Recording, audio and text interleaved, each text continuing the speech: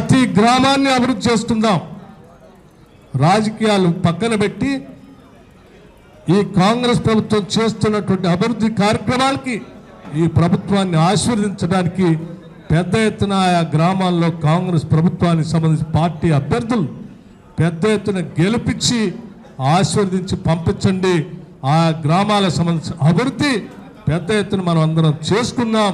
ఆ కార్యక్రమానికి ప్రతి నాయకుడు నడుం బిగించి ప్రతి గ్రామంలో కాంగ్రెస్ పార్టీ నాయకుల్ని గెలిపించడం కోసం ప్రయత్నం చేయవలసింది మీ అందరికీ విజ్ఞప్తి చేస్తూ ఉన్నాను.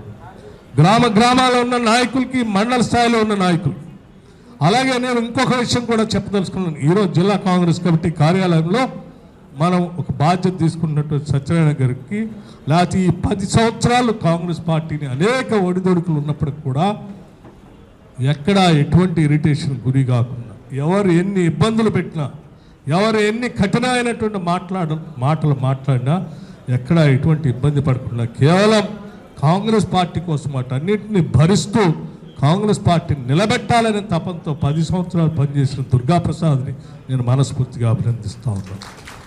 అట్లాగే ఆయనతో పాటు పనిచేసిన అనుబంధ సంఘాలకు సంబంధించిన అధ్యక్షులందరినీ కూడా మనస్ఫూర్తిగా అభినందిస్తూ ఉన్నాను.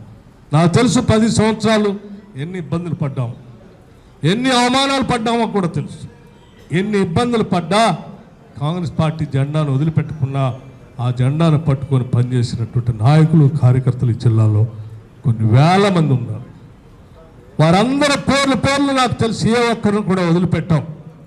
తప్పనిసరిగా అందరికీ ఏదో ఒక స్థాయిలో వాళ్ళందరికీ న్యాయం చేసే దిశలో ఈరోజు రాష్ట్ర పాలనలో ఉన్నటువంటి నేను కానీ, శ్రీనివాసరెడ్డి గారు కానీ, తుమ్మల గారు ఇప్పుడే చెప్పెళ్ళారు కూడా.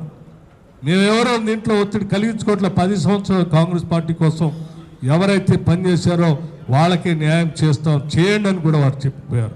అట్లాగే శ్రీనివాసరెడ్డి గారు, అట్లాగే నేను కూడా తప్పనిసరిగా 10 సంవత్సరాలు ఈ పార్టీ నిలబెట్టడం కోసం భుజాల్లో మోసినటువంటి మీ అందరినీ మరొకసారి నా హృదయపూర్వకమైనటువంటి అభినందనలు, కృతజ్ఞతలు తెలియజేయటమే కాకుండా తప్పనిసరిగా మీ అందరికీ న్యాయం చేస్తాం. పని చేస్తే చేసుకుంటూ పోతే తప్పనిసరిగా ఈ పార్టీలో పదవులు అవే వస్తాయి.